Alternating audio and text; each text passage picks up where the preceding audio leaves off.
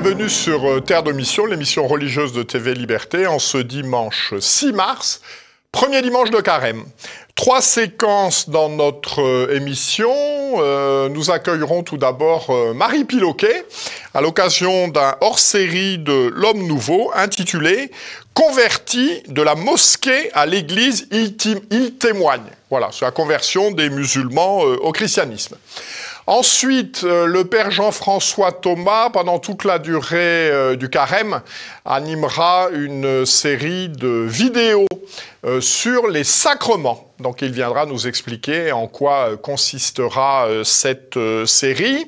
Et enfin, nous accueillerons le producteur d'un film qui sera sur les écrans à partir du 10 mars prochain, L'Homme de Dieu, qui raconte la vie de Saint Nectarios d'Égine.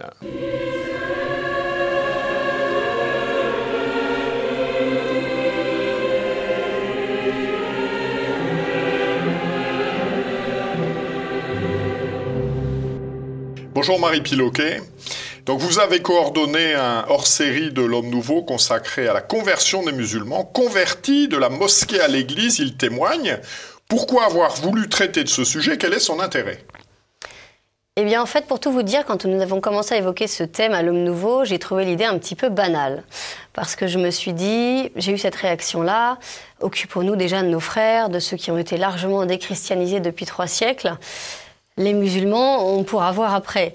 Néanmoins, en fait, je me suis rendu compte que ces 2 objectifs n'étaient pas du tout opposés, mais absolument complémentaires. Pourquoi ? Parce qu'à lire toutes ces interviews, on s'aperçoit que les musulmans nous tendent, enfin ces convertis de l'islam nous tendent un véritable miroir. Ils nous renvoient à nos propres lacunes, pourrait-on dire. Tous nous ont fait cette remarque. Pourquoi ne vous voit-on pas tenir un chapelet dans le métro? Pourquoi ne vous voit-on pas vous signer devant une église en passant? Des chrétiens visibles, des chrétiens debout, c'est le terme qui a été employé par l'un de nos interviewés. C'est vraiment quelque chose qu'ils nous disent et qu'ils nous redisent. Finalement, le message qu'ils nous passent, ce qu'ils nous disent, c'est que c'est à la mesure de notre propre conversion qu'ils viendront. Et non seulement eux, et je crois que c'est important vu comment les rangs de l'islam grossissent en France, non seulement eux, mais aussi nos frères de sang, aussi ceux qui ont été déchristianisés par tant d'années d'anticléricalisme violent en France. Alors, quels sont les sujets traités ? Eh bien, nous avons voulu faire la part belle aux convertis, justement, leur donner une grande place à leurs paroles. Donc, nous avons au moins 6 interviews de laïcs, mais aussi d'un prêtre, donc qui nous parle à travers des entretiens, des récits qu'ils ont signés eux-mêmes. Nous avons voulu également parler des acteurs de cet apostolat auprès des musulmans. Il y en a beaucoup qu'on oublie parfois et qu'on ne méconnaît. Mission Ismérie, Mission Angélus, mais aussi des petites confréries de prière comme Ahmed le Calligraphe, vous verrez. Et nous avons également voulu parler effectivement de cette évangélisation des musulmans, donc ce qu'elle a donné dans l'histoire et ce qu'elle peut donner surtout encore aujourd'hui, donc dans un contexte différent, mais combien important. Donc, quels sont les principaux obstacles à la conversion des musulmans et pourquoi n'observe-t-on jamais dans l'histoire de conversion en masse de populations musulmanes? Eh bien, je dirais que le principal obstacle à la conversion des musulmans réside dans la nature même de cette religion qui est surtout, avant tout, politique et sociale. On naît dans l'islam, on meurt dans l'islam. Comme disait une de nos converties, on ne quitte pas le cercle. On ne quitte pas le cercle et c'est d'ailleurs la raison pour laquelle beaucoup d'entre eux ne disent pas qu'ils se sont convertis, ni à leurs proches, ni à leur famille, ni à leurs amis. Il y a trop de risques, à la fois physiques, mentaux, trop de pression, qu'ils ne pourraient pas supporter, donc ils demeurent cachés, ils vivent cette conversion cachée. Alors la difficulté de conversion en terre d'islam, elle est encore plus grande, bien sûr, puisque avec la charia imposée, ils risquent la mort, et puis l'accès à une information objective sur le christianisme, en général, n'est pas donné.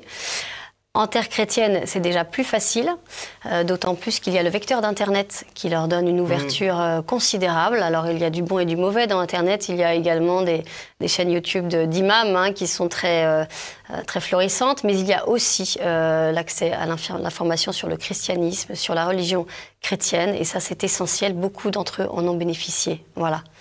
Alors pour une conversion de masse, il faudrait, comme c'est une religion surtout politique, il faudrait justement un geste politique, quelque chose qui vienne du politique. Et Sur ce point, je pense aux occasions manquées, comme dans les années, comme au milieu du 19e siècle, lors de la présence de la France en Afrique du Nord. En 1837, c'est l'abbé Patrice Laroche qui nous en parle dans son article. En 1837, lors de la prise de Constantine par le général de la Mauricière, tous les chefs des tribus kabyles ont demandé à être instruits de la religion des vainqueurs. Sauf que Paris a dit non. Donc l'évangile aux colons et le Coran aux indigènes, c'était la règle. C'est une règle qui a persisté jusqu'à la décolonisation et qui est devenue même quelque chose de totalement assumé et revendiqué par l'Église in situ. Quel est le témoignage qui vous a le plus ému, marqué et pourquoi ?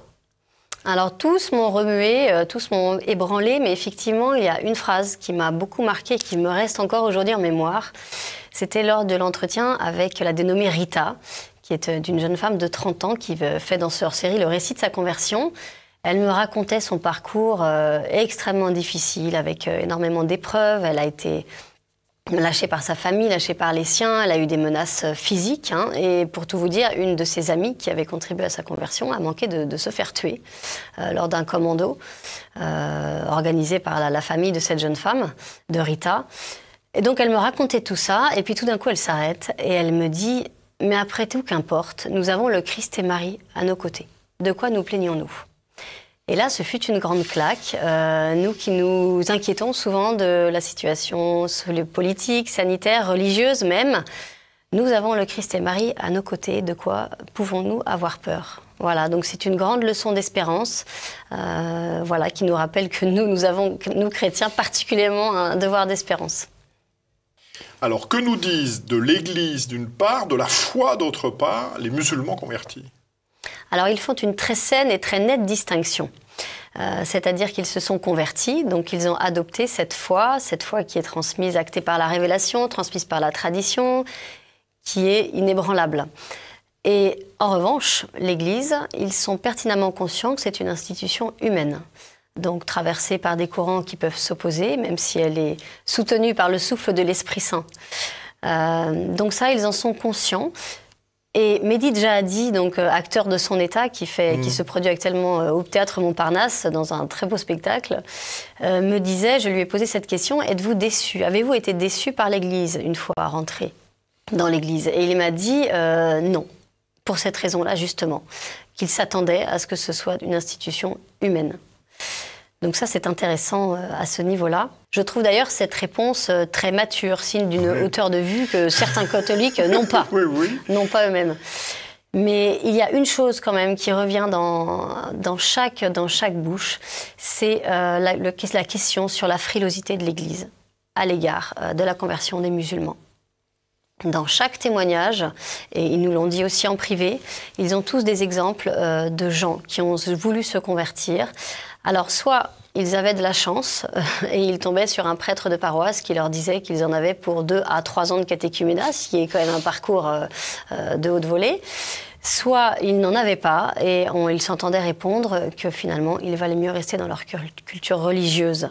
Voilà, et qu'ils pourraient trouver le salut par là. Les musulmans, les convertis de l'islam sont profondément choqués de cet état de fait.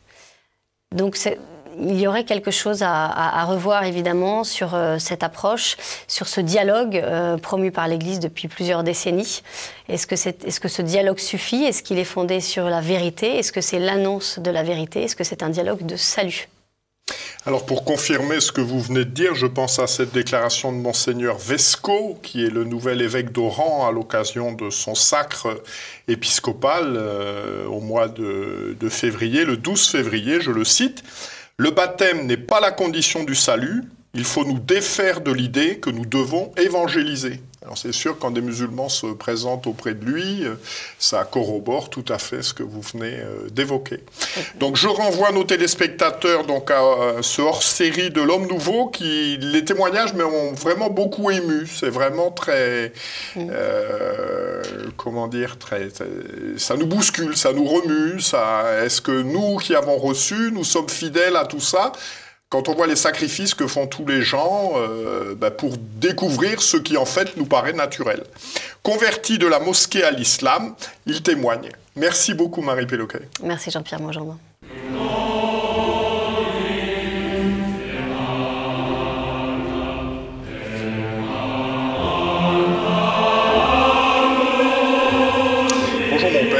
Bonjour, cher monsieur. Donc, vous participerez à la mise en œuvre à partir du 4 mars prochain d'une série de 8 vidéos sur les sacrements à l'occasion du carême.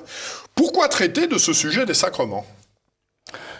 Les sacrements, évidemment, ce n'est pas un sujet qui provoque comme ça, a priori, l'enthousiasme. Donc, il y a des sujets qui sont plus porteurs. Mais il n'empêche que si vraiment on dit avoir la foi, et si on ne pratique pas les sacrements, il y a tout un pan qui manque. Puisque dans l'Église, il y a cette loi qui est la façon dont on prie, c'est la façon dont on croit. Et la façon dont on croit, c'est la façon dont on prie. Donc les sacrements, c'est cela, c'est l'expression de la foi, et non seulement l'expression de la foi, mais ce sont aussi les canaux qui apportent les grâces nécessaires pour atteindre le salut et la vie éternelle. Donc c'est intéressant non seulement pour des catholiques, et pour tout chrétien, mais aussi pour tout homme de bonne volonté. Alors, selon vous, d'où vient la désaffection générale vis-à-vis des sacrements que l'on observe? Moins de pratique à la messe, moins de baptême, moins de mariage? Les raisons sont sans doute très nombreuses. Donc, moi, je ne suis pas sociologue et je ne peux pas aller dans le détail. Quoi qu'il en soit, il me semble qu'une des raisons essentielles, c'est peut-être le manque d'enseignement doctrinal depuis maintenant des décennies. Et puis aussi, il faut bien le reconnaître, une certaine horizontalité des sacrements tels qu'ils sont pratiqués maintenant aussi depuis quelques décennies, qui n'ont pas fait naître un très grand enthousiasme chez la plupart des fidèles. Donc je pense qu'il y a là deux raisons. Le Concile de Trente disait que les évêques devaient avoir comme priorité l'enseignement de la doctrine, de toute la doctrine. Et tout particulièrement, disait le Concile, l'enseignement en ce qui concerne les sacrements, parce que ce sont les canaux de la grâce et du salut. Alors justement, quel est le plan de cette série, on va appeler ça comme ça, et de chacun des épisodes? Alors c'est une série, je pense qu'il n'y aura qu'une saison. Je pense. Voilà. Mais tout est possible. Donc c'est un plan qui est très simple. Tout d'abord, il y aura une... Alors, il faut dire que chaque petite émission sera très courte, justement, pour retenir l'attention et pour que ce soit dense. Très court, 7-8 minutes, c'est ça? 7-8 minutes, ouais. Voilà. Donc la première émission sera sur la présentation de ce qu'est un sacrement, de façon un peu générale. Et puis ensuite, les 7 autres, ce seront des émissions sur les 7 sacrements. Alors il est peut-être bon de rappeler ce que sont ces sacrements, parce qu'aujourd'hui, rien n'est vraiment gagné d'avance. Donc il y a les 3 sacrements d'initiation, le baptême, la confirmation et le sacrement de l'Eucharistie. Et puis le sacrement de pénitence, donc la confession, le sacrement des malades, onction des malades ou extrême onction, et puis les 2 sacrements qui concernent l'état de vie, c'est-à-dire le mariage ou bien l'ordre sacré. Alors comment ce sujet peut-elle nous aider à faire un meilleur carême? Le carême, c'est un passage de la mer Rouge, c'est le passage d'un vieux pays à un paysage tout neuf. Donc on a bien besoin des sacrements qui sont, comme je le disais tout à l'heure, les canaux du salut. Et rien n'est mieux que de choisir le carême pour se remémorer quelles sont les grâces qui sont apportées par chaque sacrement. Dans chaque sacrement, il y a, comme nous le verrons, une matière, une forme, mais il y a aussi des effets. Et ces effets, ce sont des grâces qui sont spécifiques selon les sacrements que l'on reçoit. Alors, à qui s'adressent ces vidéos? Y a-t-il des prérequis? Alors, il n'y a pas de carte d'abonnement, donc voilà, c'est ouvert, je dirais, à tous. Alors, bien évidemment, d'abord peut-être à des catholiques qui sont un peu déboussolés par la façon dont ils perçoivent aujourd'hui les sacrements, ou dont ils ne les perçoivent plus, des catholiques qui se disent non pratiquants, mais bon, si vraiment on a la foi, nécessairement il y a une pratique.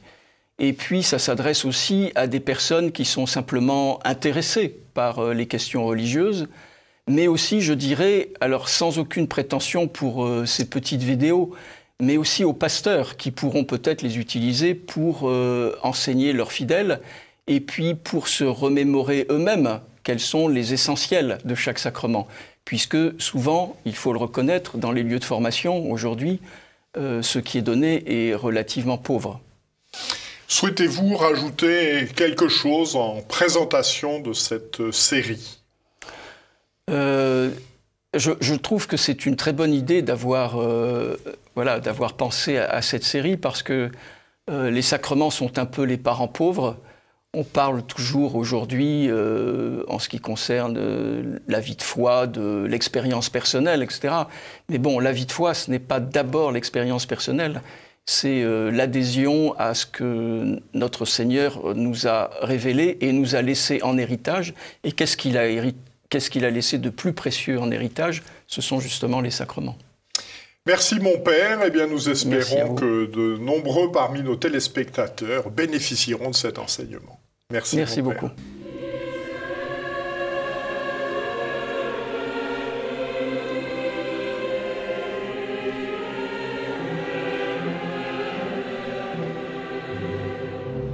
Bonjour Alexandros Poter. Bonjour. Donc vous êtes le producteur d'un film que j'ai regardé avec un immense intérêt, L'Homme de Dieu, qui a été réalisé par Yelena Popovic, qui ne peut pas intervenir puisqu'elle ne parle pas français. Et donc ce film raconte la vie de Saint Nectarios d'Égine. Alors qui est Saint Nectarios d'Égine ? Saint Nectaire d'Égine était premièrement un homme. Il est né en 1846 en Silivri, qui était à l'époque la Turquie. Il était métropole de Pentapole, donc c'était... Métropolite, exactement. Et il était aimé par le peuple, par les gens, mais malheureusement il y avait de la jalousie à l'intérieur de l'Église et des évêques autour de lui qui avaient peur qu'il prenne pouvoir. Et donc, ils ont décidé de l'exiler et de le persécuter. Donc, il est parti finalement en Grèce avec très peu, considérant qu'il était métropole avant ça, métropolite. Et finalement, il était en Grèce et il est devenu pédagogue et théologue. Il a écrit beaucoup de livres, mais il a été persécuté toute sa vie jusqu'à la fin. Et finalement, il prend refuge dans un monastère qu'il a construit lui-même, de femmes, sur l'île d'Égine, qui est en Grèce. Et il a été canonisé en 1961. Mais l'Église, finalement, orthodoxe, a demandé pardon seulement en 1998. Voilà, qu'est-ce qui vous a conduit à vous intéresser à ce sujet ? Alors c'est une très bonne question. C'est la réalisatrice qui est l'esprit de ce projet. Je dirais, je suis là en tant que producteur et pour supporter le projet. Mais je dirais que c'est une histoire qui l'a touchée personnellement, puisqu'elle a pu connecté avec l'histoire de Saint Nectaire qui a été injustement persécuté. Je pense que c'était une histoire pour elle. Elle vient de l'ex-Yougoslavie. Donc c'était une histoire personnelle par rapport à son père. Donc elle a vu quelque chose là et c'était une histoire qu'elle voulait partager avec tout le monde. C'est une histoire universelle d'un homme qui, à travers sa foi, a pu surmonter cette haine injuste et tout en gardant la foi. Par exemple, c'est un bon exemple, surtout de nos jours. En fait, quand il est métropolite à Alexandrie, les autres évêques ont peur qu'il soit élu patriarche. Tout à fait. Et en fait, ils font courir des bruits infamants sur lui, etc., pour qu'il soit expulsé, pour qu'il ne soit pas élu patriarche. Tout à fait. Alors, quelle est la scène qui vous a le plus marqué ? J'avoue, j'étais très marqué par des dialogues de grande qualité. Voilà, il y a des aphorismes, des phrases qui sont tout à fait pertinentes. Vous, qu'est-ce qui vous a marqué dans ce film ? Alors personnellement, une des scènes qui est très importante, je pense, c'était la scène entre le président de l'école laïque, où Saint-Nectaire est directeur, mais il est aussi là pour donner le côté éducatif religieux. Parce qu'à l'époque, il y avait des écoles, donc c'était laïque, mais aussi les étudiants pouvaient devenir prêtres. Oui. Et donc c'est une opposition entre les deux caractères, donc celui de Saint-Nectaire d'Égine et celui du président de l'école, qui représente le côté laïque, et donc de montrer. Lui, le président, il pense vraiment d'une manière logique. Et donc, pour lui, la foi, c'est difficile de comprendre. Parce qu'il veut comprendre avec la logique. Sa raison. Sa raison, exactement. C'est un raisonneur. Ouais. Alors, ce film a obtenu de nombreux prix, 11 prix, 15 nominations. Qu'est-ce qui, selon vous, a séduit les critiques, a priori pas obligatoirement bien disposés, sur la biographie d'un saint évêque orthodoxe? Je pense qu'il y a plusieurs couches pour les critiques dans ce film. Je pense que c'est un film qui est premièrement... il y a un thème religieux. Évidemment, mais aussi universel. Aujourd'hui, on parle de justice sociale, de justice, et on parle de thèmes importants de nos jours. Donc, il faut être humble, pardonner les gens, trouver pas nécessairement faute dans les autres, mais de voir premièrement ce qu'il y a en nous pour pouvoir avoir un peu de paix dans ce monde. Oui, il y a une scène très émouvante, vous en parliez avec le directeur de l'école. Le directeur est odieux avec lui, donc il se met en colère, il fait tomber quelque chose. Et Nectarios, il le ramasse et puis lui demande pardon de l'avoir mis en colère, alors que l'autre est quand même un peu caractériel. Tout à fait. Oui, exactement. Ouais. Non, c'est un bon exemple. Voilà, sous cet aspect, c'est très édifiant. Alors, qu'est-ce que la vision de ce film peut apporter aujourd'hui à un homme ou une femme du 21e siècle? Qu'est-ce que ça peut nous apporter d'aller voir ce film? Oui, je pense qu'une fois que la personne rentre et regarde ce film, il va en sortir différent. Donc ça fait réfléchir, ça va aider l'esprit de cette personne à l'élever et ça va lui donner quelque chose d'en plus. C'est comme un cadeau spirituel. Je crois que ce film vraiment est un cadeau spirituel pour les gens, universel, que les gens soient chrétiens, musulmans, hindous, c'est vraiment pour tout le monde. Parce que cet homme était vraiment un exemple pour tout le monde. Ouais. Alors, comment va-t-on pouvoir regarder ce film? Alors, le film sort en salle partout en France. À quelle date? Ça sera le mars 10. Le 10 mars. Le 10 mars. Il y aura 3 séances uniques, le 10, le 13 et le 14. Donc dans toutes les villes de France? Dans toutes les villes de France, exactement. Ouais. Voilà, donc les gens peuvent se renseigner. On peut aller sur le site de Sage Distribution aussi. Il y aura exactement. La liste des salles. Il y a une liste de toutes les séances et de toutes les salles où le film jouera. Et il y a aussi de l'information si les gens ils veulent demander pour que le film joue près de chez eux. Il y a aussi une possibilité de faire la demande auprès de la boîte de distribution. Voilà, je vous remercie beaucoup de ces précisions. Je renvoie vraiment nos téléspectateurs.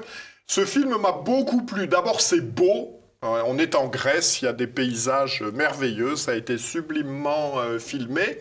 Et puis je crois également que le personnage qui nous est présenté est vraiment très édifiant. Comme vous l'avez dit, ça nous donne envie d'être meilleurs. Et puis alors pour les puristes qui se poseraient des questions théologiques, le film s'achève sur un miracle, puisqu'il y a la guérison d'une personne qui est tombée d'une falaise, et donc il n'y a aucune objection théologique pour un catholique à ce qu'il y ait des miracles dans l'Église orthodoxe, pour la bonne raison que se produit le plus grand des miracles, la transsubstantiation, puisque les prêtres orthodoxes consacrent validement le corps et le sang du Christ. Voilà, merci beaucoup, je vous renvoie à ce film.